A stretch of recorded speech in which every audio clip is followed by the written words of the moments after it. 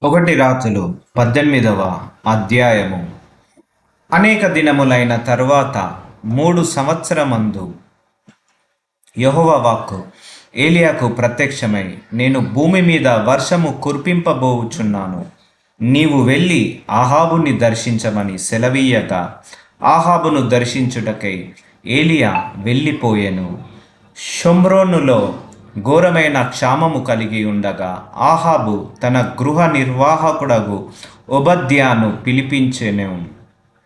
ఈ ఒబద్య యెహోవా యందు భయభక్తులు గలవాడై యెజెబెలు యెహోవా ప్రవక్తలను నిర్మూలము చేయుచుండగా గుహలో ఏబేసి మందిగా 100 దాచి అన్నపానములిచ్చి వారిని పోషించెను. ఆహాబు దేశములోని ఉదక దారలన్నింటినీ నదులన్నింటినీ చూడబోయి పశువులన్నింటినీ పోగొట్టుకొనకుండా గుర్రములను కంచెర గాడిదలను ప్రాణములతో కాపాడుటకై మనకు గడ్డి దొరికెనేమో తెలుసుకొనుమని ఒబద్యాకు ఆజ్ఞ ఇచ్చెను. కాబట్టి వారు దేశమందంతటా సంచరింపవలనని చెరి ఒక పాలు తీసుకొని అహాబు ఒంటరిగా ఒకవైపునకు, ఒబద్య ఒంటరిగా నింకొకని వైపునకు వెళ్ళిరి. ఒబద్య మార్గమున పోవుచుండగా ఏలియా అతనిని ఎదుర్కొనెను.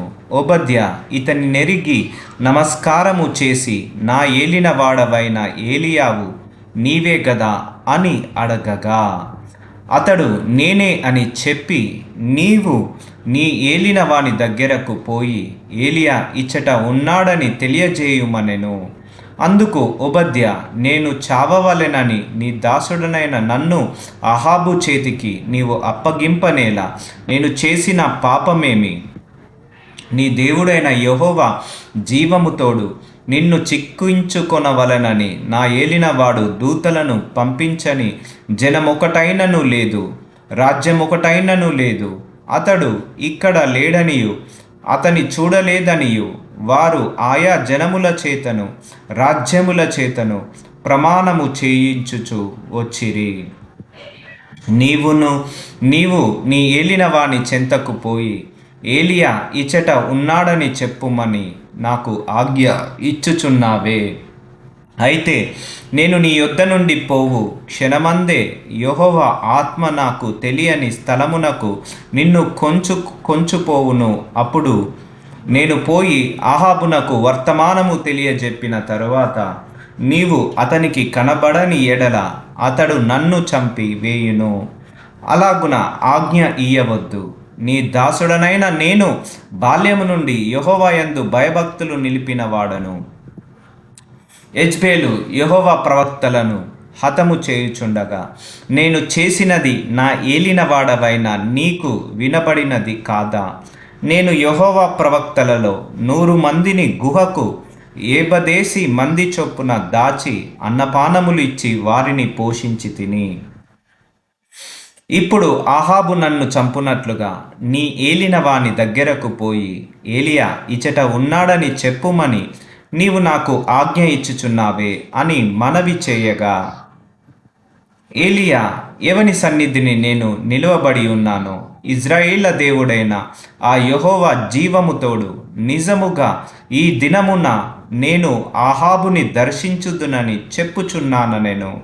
అంతటా ఒబద్య ఆహాబును ఎదుర్కొనబోయి ఆ వర్తమానమును తెలియజేయగా ఏలియాను కలుసుకొనుటకై ఆహాబు బయలుదేరెను. ఆహాబు ఏలియాను చూచి, ఇజ్రాయేలు వారిని శ్రమ పెట్టువాడవు నీవే కావా అని అతనితో అనగా, అతడు నేను కాను, యెహోవా ఆజ్ఞలను గైకొనక బయలుదేవతననుసరించు నీవును నీ తండ్రి ఇంటి వారును ఇజ్రాయేలు వారిని శ్రమ పెట్టువారై ఉన్నారు. అయితే ఇప్పుడు నీవు ఇజ్రాయేలు వారినందరినీ యెజ్బెలు పోషించుచున్న బయలుదేవతల ప్రవక్తలు 480 మందిని, అషేరాదేవి ప్రవక్తలైన 400 మందిని నా యొద్దకు కర్మేలు పర్వతమునకు పిలువనంపుమని చెప్పెను. ఆహాబు ఇజ్రాయేలు వారందరి యొద్దకు దూతలను పంపి ప్రవక్తలను కర్మేలు పర్వతమునకు సమకూర్చెను. ఏలియా జనులందరి దగ్గరకు వచ్చి, ఎన్నాళ్ళు మట్టుకు మీరు రెండు తలంపుల మధ్య తడబడుచుందురు?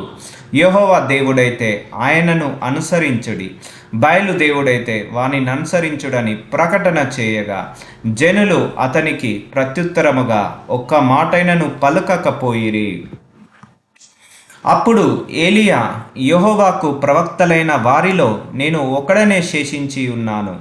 అయితే బయలునకు ప్రవక్తలు 480 మంది ఉన్నారు. మాకు 2 ఎడ్లను ఇయ్యుడి. వారు వాటిలో ఒక దాన్ని కోరుకొని దాన్ని తునకలుగా చేసి, క్రింద అగ్ని ఏమియు వేయకుండానే దానిని కట్టెల మీద ఉంచవలెను. 2వ ఎద్దును నేను సిద్ధము చేసి, క్రింద అగ్ని ఏమియు వేయకుండానే దానిని కట్టెల మీద ఉంచెదను. తరువాత మీరు మీ దేవత పేరును బట్టి ప్రార్థన చేయుడి. నేనైతే యెహోవా నామమును బట్టి ప్రార్థన చేయుదును. ఏ దేవుడు కట్టెలను తగలబెట్టుట చేత ప్రత్యుత్తరమిచ్చునో ఆయనే దేవుడని నిశ్చయించుదుము రండని ఏలియా మరల జనులతో చెప్పగా, జనులందరూ ఆ మాట మంచిదని ప్రత్యుత్తరమిచ్చిరి. అప్పుడు ఏలియా బయలు ప్రవక్తలను పిలిచి, మీరు అనేకులై ఉన్నారు గనుక మీరు మొదట ఒక ఎద్దును కోరుకొని సిద్ధము చేసి మీ దేవత పేరును బట్టి ప్రార్థన చేయుడు.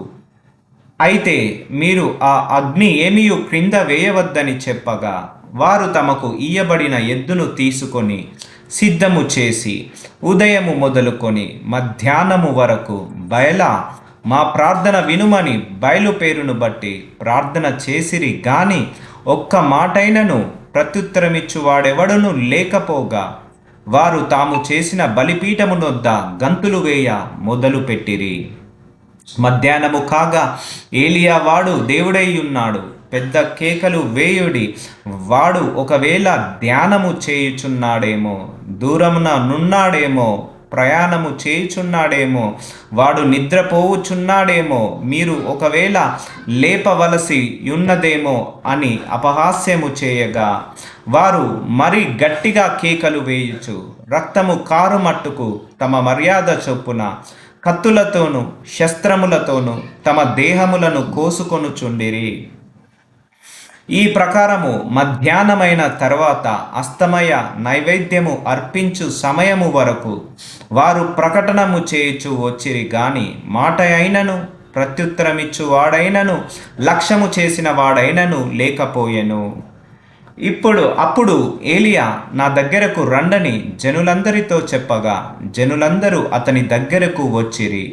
అతడు క్రింద పడద్రోయబడి ఉన్న యెహోవా బలిపీఠమును బాగు చేసి, యెహోవా వాక్కు ప్రత్యక్షమై, నీ నామము ఇజ్రాయేలీయులగునని వాగ్దానము నొందిన యాకోబు సంతతి గోత్రముల లెక్క చొప్పున 12 రాళ్లను తీసుకొని ఆ రాళ్ల చేత యెహోవా నామమున ఒక బలిపీఠము కట్టించి, దాని చుట్టూ 2 మానికల గింజలు పట్టునంత లోతుగా కందకమొకటి త్రవ్వించి, కట్టెలను క్రమముగా పేర్చి, ఎద్దును తునకలుగా కోసి ఆ కట్టెల మీద ఉంచి, జనులు చూచుచుండగా మీరు 4 తోట్ల నిండా నీళ్లు నింపి దహన బలి పశు మాంసము మీదను కట్టెల మీదను పోయుడని చెప్పెను. అది అయిన తరువాత 2వ మారు ఆ ప్రకారమే చేయుడని అతడు చెప్పగా, వారు 2వ మారును అలాగు చేసిరి. 3వ మారును చేయుడనగా వారు 3వ మారును చేసిరి. అప్పుడు ఆ నీళ్లు బలిపీఠము చుట్టూను పొర్లిపారెను, మరియు అతడు కందకమును నీళ్లతో నింపెను. అస్తమయ నైవేద్యము అర్పించు సమయమున ప్రవక్తయగు ఏలియా దగ్గరకు వచ్చి ఇలాగా ప్రార్థన చేసెను. యెహోవా, అబ్రహాము, ఇస్సాకు, ఇజ్రాయేలీల దేవా, ఇజ్రాయేలీయుల మధ్య నీవు దేవుడవై ఉన్నావనియు, నేను నీ సేవకుడనై ఉన్నాననియు, ఈ కార్యములన్నీయు నీ సెలవు చేత చేసి తిననియు ఈ దినమున కనపరచుము. యెహోవా, నా ప్రార్థన ఆలకించుము. యెహోవావైన నీవే దేవుడవై ఉన్నావనియు, నీవు వారి హృదయములను నీ తట్టుకు తిరగచేయుదువనియు ఈ జనులకు తెలియనట్లుగా నా ప్రార్థన అంగీకరించుము. అతడు ఇలాగ ప్రార్థన చేయుచుండగా యెహోవా అగ్ని దిగి దహన బలి పశువును, కట్టెలను, రాళ్లను, బుగ్గిని దహించి కందకమందున్న నీళ్లను ఆరిపోచేసెను. అంతటా జనులందరూ దాన్ని చూచి సాగిలపడి యెహోవాయే దేవుడు, యెహోవాయే దేవుడు అని కేకలు వేసిరి. అప్పుడు ఏలియా ఒకనినైనా తప్పించుకొని పోనీయక బయలు ప్రవక్తలను పట్టుకొనుడని వారికి సెలవీయగా జనులు వారిని పట్టుకొనిరి. ఏలియా కీషోను వాగు దగ్గరకు వారిని కొనిపోయి అక్కడ వారిని వధించెను. పిమ్మట ఏలియా విస్తారమైన వర్షము వచ్చునట్లుగా ధ్వని పుట్టుచున్నది. నీవు పోయి భోజనము చేయుమని ఆహాబుతో చెప్పగా ఆహాబు భోజనము చేయబోయెను గాని ఏలియా కర్మేలు పర్వతము మీదికి పోయి నీళ్ళ మీద పడి మోకాళ్ళ మధ్య ఉంచుకొనెను. తరువాత అతడు తన దాసుని పిలిచి నీవు పైకి పోయి సముద్రము వైపు చూడమనగా వాడు మొరక ఎక్కి పారజూచి ఏమీ కనబడలేదనగా అతడు ఇంకా 7 మారులు పోయి చూడుమని చెప్పెను. 7వ మారు అతడు చూచి ఇదిగో మనిషి చెయ్యి అంత చిన్న మేఘము సముద్రము నుండి పైకి ఎక్కుచున్నదనెను. అప్పుడు ఏలియా నీవు అహాబు దగ్గరకు పోయి నీవు వెళ్ళకుండా వర్షము నిన్ను ఆపకుండునట్లు నీ రథమును సిద్ధపరచుకొని పొమ్మని చెప్పుమని వానిని పంపెను. అంతలో ఆకాశము మేఘములతోనూ గాలివానతోనూ కారు కమ్మెను. మా పైన వాన కురిసెను గనుక అహాబు రథమెక్కి యెజ్రెయేలునకు వెళ్ళిపోయెను. యెహోవా హస్తము ఏలియాను బలపరచగా అతడు నడుము బిగించుకొని అహాబు కంటే ముందుగా పరుగెత్తుకొని పోయి యెజ్రెయేలు గుమ్మమునొద్దకు వచ్చెను.